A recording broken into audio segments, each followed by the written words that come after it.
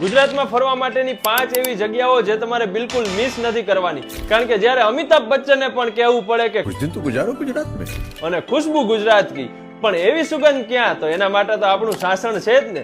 સાસણમાં national park છે, Devaliya park છે અને ગઢ જૂનો ગિરનાર તો છે જ, અને હવે તો રોપવે ની સુવિધા પણ ઉપલબ્ધ છે. બીજી જગ્યા છે શિવરાજપુર બીચ, જે દ્વારકાથી 12 કિલોમીટર દૂર છે. ત્યાં તમે અલગ અલગ વોટર એક્ટિવિટી પણ માણી શકો છો અને પેરાગ્લાઇડિંગ અને બોટિંગની સેવા પણ ત્યાં છે.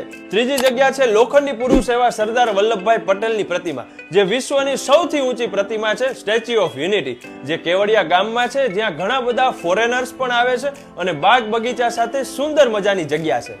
અને ચોથી જગ્યા છે સાપુતારા, પ્રકૃતિ પ્રેમીઓ માટેની બેસ્ટ જગ્યા એટલે કે સાપુતારા. અહીંયા ગીરા ધોધ પણ છે, અહીંયા તમે ટ્રેકિંગ કરી શકો છો, સાપુતારા લેકના કિનારે બેસીને આનંદની પળો માણી શકો છો અને બોટિંગ પણ કરી શકો છો. પાંચમી જગ્યા છે કચ્છ. કચ્છ માટે તો કહેવાનું